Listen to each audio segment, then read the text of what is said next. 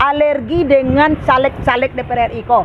Indah ada sesuai perkataan dengan perbuatan. Janji sembako, janji baju, janji jilbab, janji jalan-jalan. Pokoknya tenang. Kalau saya sudah duduk, kehidupan nyaman. Kalau saya sudah duduk, semua rakyat merata. Kiro merata dek mansai, merata nak piti. Kau ada baju muka, ada kali kebukuan lo. Hari belum paso, mencalek salah seorang. Oh, kalau itu tuh.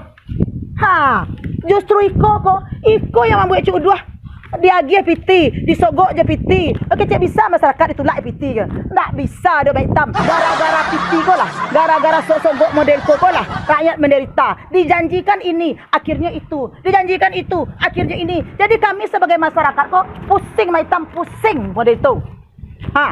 Tambah lo cek lain. Barana kami hitam lagi piti ko. Nang kami tak bisa di Bali do. Para berdiri kami ko, tidak bisa dinilai je piti do.